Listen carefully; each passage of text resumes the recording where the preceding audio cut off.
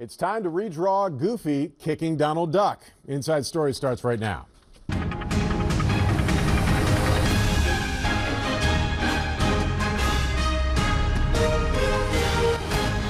Good morning, everyone. It's Sunday, January 28, 2018. I'm Matt O'Donnell, and this is Inside Story. Let us meet the panelists we have gathered for you on this Sunday. Charmaine Matlock-Turner, nonprofit executive. How you doing, Matt? Good to see you. Doing great. How are you? I'm terrific, thank you. Dom Giordano, radio talk show host. Good morning, Hi, Matt. Dom. Good morning. Rich Nagrin, attorney. Good morning Hi, to you, Matt. Rich. Good to be and Ed Terzansky, foreign policy analyst. Morning, Matt. All right, here they are.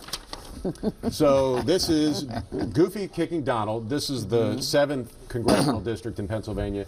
This is another one that I just threw out there because someone thinks that this looks like God touching man.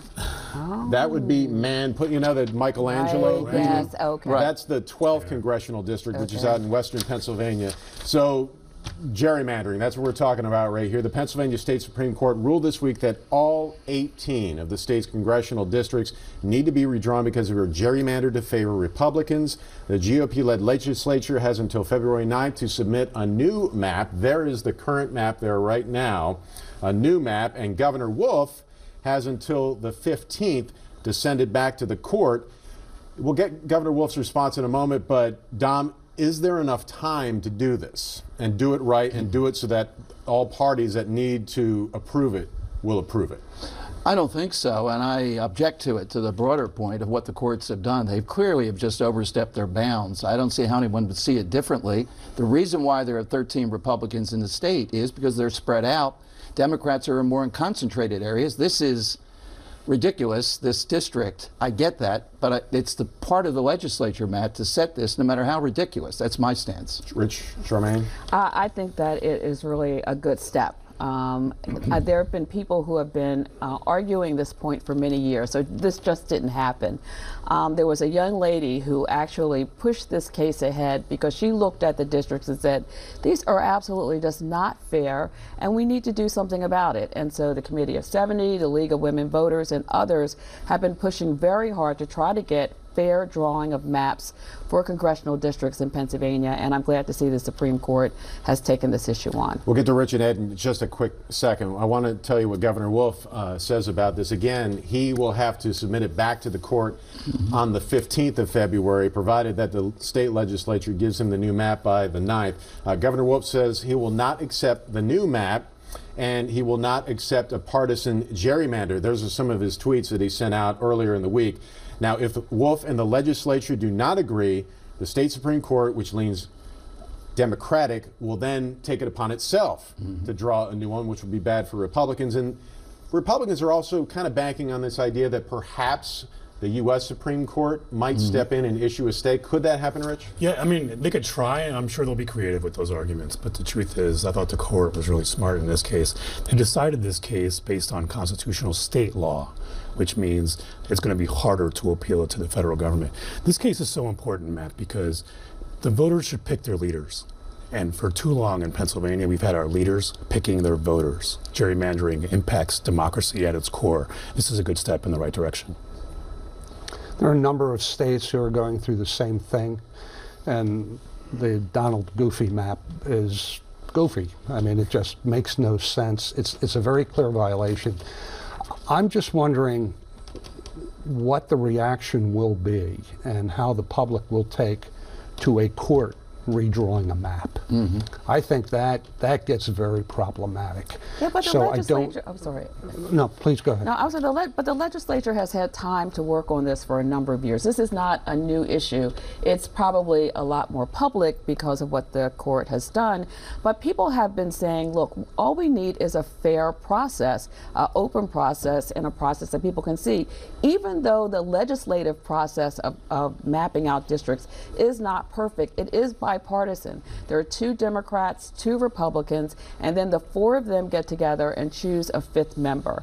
What people are saying needs to happen in Pennsylvania is very similar, except that it would be less about having elected officials involved, where you would have 4 people, 4 Republicans, 4 Democrats, and then 3 additional seats made up of maybe minor parties or independents. And that the process will be open to public hearings and people would have a chance to weigh in. So I think ultimately we're trying to get to a place where people can trust that the districts are being drawn fairly and that there's a way for everybody who to... defines that? Is the court going to do that with 5 Democrats who clearly favor this? They just can't get past the fact it's 13-5 in Pennsylvania.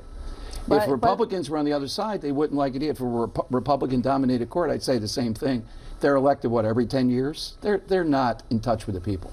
Right, but I think the process for this particular election, for redrawing the lines, we've waited too long. And the courts don't have to draw. The courts have said you have until February 15th. So they're giving the legislature an opportunity to do it. If they don't do it, then the courts draw the line. So they aren't sort of saying they're going to do it. February 15th, though, to withdraw the whole state.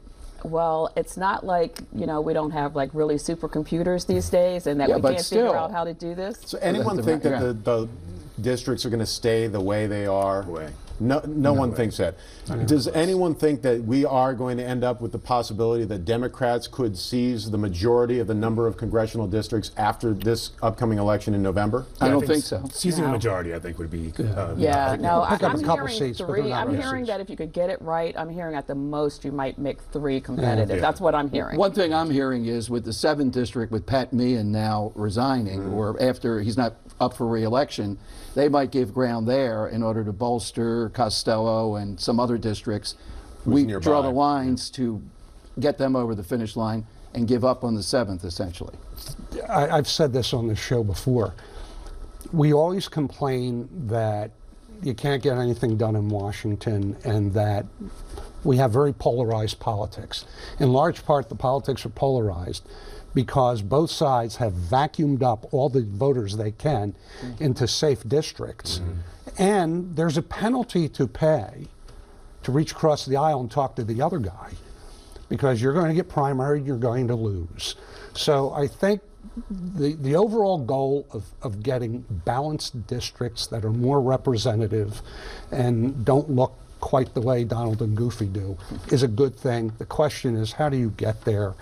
And I'm not sure you can rush yourself to that answer. A couple of weeks left, so we'll see what happens. We'll talk about Congressman Pat Meehan that you mentioned, Dom. He represents the 7th District, the goofy-kicking Donald District, and he's going to, well, he's not retiring, he's not going to seek re-election in November. The Delaware County Republican's office settled a former aide's sexual harassment complaint with taxpayer money. It's not clear how much.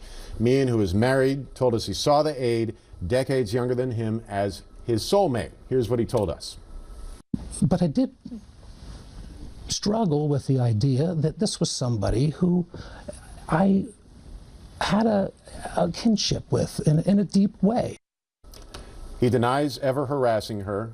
The lawyer for the individual disagrees with that. 2 days after this response, Meehan announced he will not be seeking re-election in what has typically, as things stand right now, been a safe district for Republicans. How do you think he handled this, Charmaine?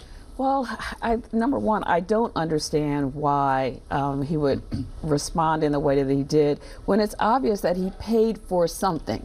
Otherwise, he would not have given her the money.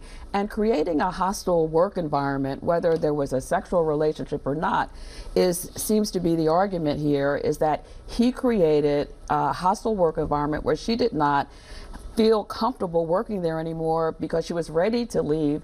And she argues, at least her lawyer argues, that it was because she had another romantic relationship. So I just think it's outrageous. I think just like as the other cases that we've heard, this has to stop. Dom, Ed? Yeah, I'm pretty surprised with Pat Meehan. Been around him a lot of times and a lot of stuff would engage in this, but it was very, very strange. It was like Terry Sanford, or Mark Sanford, the South guy Carolina. from South Carolina and the Appalachian Trail. And it just seems bizarre at best. And when the boyfriend situation came in and then the payoff, that's bad. Sanford ended up resurrecting his career. Exactly. It's interesting you compare it to him. I've known Pat for almost 20 years. He was the federal prosecutor. We were on the Anti-Terror Advisory Committee, and then I did some work with him in terms of cybersecurity that he did in Congress. I will tell you, it was very important work. He is a national expert. I always thought him a man of sober judgment.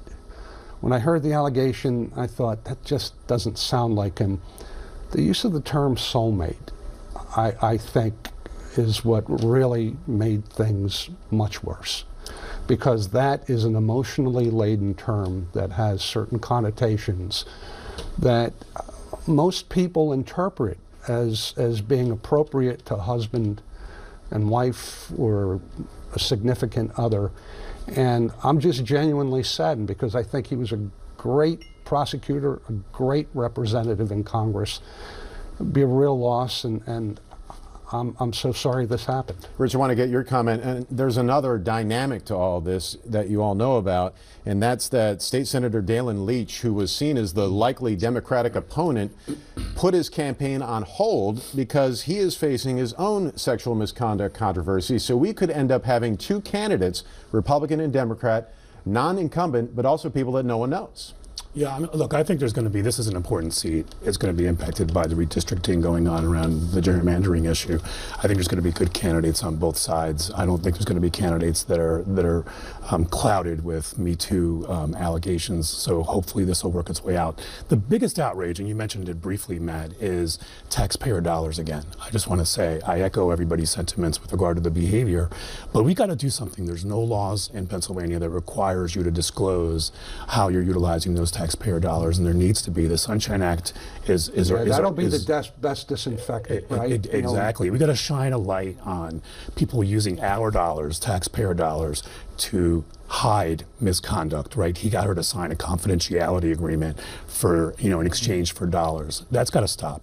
It happened with a Democrat in Michigan we know about as well. It's happening across the country. Well, let's move on to Wagner looking like the favorite, and things change over time, but the Pennsylvania Republicans will be holding their endorsement vote for governor on February 10th, along with this gerrymandering thing going on. Here are the candidates on the Republican side. Scott Wagner, who I mentioned, there's also Mike Turzai, the House Speaker, Paul Mango, and Laura Ellsworth, who are both from the western side of the state. Wagner's really been aggressive, running ads in Philadelphia. He's also from York County, which is where Tom Wolf is from, whom he'd like to face. Wagner has a very good chance of becoming the nominee, again, at this point. What do you think about, for one thing, Ed, Wagner's message of being, and these are from his commercials, really, this tough businessman who will give them heck in Harrisburg, and also a guy who's kind of laying the groundwork of a Trump-like campaign in Pennsylvania? Well, and there is receptivity to that message in the central and western part of the state. It's going to be much more of a heavy lift in the eastern part of the state. I think his greatest advantage is he got out early on TV, has established a presence, and is more known than the other candidates. And unless you spend that money to get on television, especially on 6 ABC, where all the eyeballs are. Paul Mango's giving us some money too for That's right. Unless you do that quickly, the later dollars aren't nearly as impactful. The message is get out early and make sure that you're on television as much as you can be. As Governor Wolf did. He's running some of those commercials during this show, by the way. Right? Scott Wagner's got the obvious early lead. I think it's way too early, though. I think commercials that you run, I think name recognition is important, but commercials that you run right now or last year aren't going to impact the election in May all that much. I think it's interesting to see how many Republicans there are. There are 4, as we just saw. I think that if it stays that way, that may not be a great thing in terms of pooling resources. Wagner clearly has the state government GOP lead, right, in terms of the committees across the state. So he's going to be the person to take down. Dom Charmaine? My observation is, I know with our listeners and all, they don't know these guys. They don't know Wolf. They don't know what's going on in Harrisburg. I have Turzai on. They don't know who he is. Wagner, they sort of know because of the sanitation business, because of the ads, and because he plays around with the Trump stuff a little bit, and he has money to spend. That's going to be the key. Here, it's a snoozer, though. I really think. That's my judgment, the primary. And even the general election, other than for insiders and activists and all that, we've lost touch with that mystical kingdom of Harrisburg, I was going to say, I think it's going to be hard for anyone right now, if we're still looking by November that everyone is really coming out to be an anti-Trump vote for any of the Republican candidates to be able to beat Governor Wolf. But we'll have to see. It's going to be a busy couple of weeks, or actually 3 weeks in Pennsylvania. The budget address from Governor Wolf is coming up. We will hear from Governor Wolf when we come right back. 6ABC's Inside Story is presented by Temple University.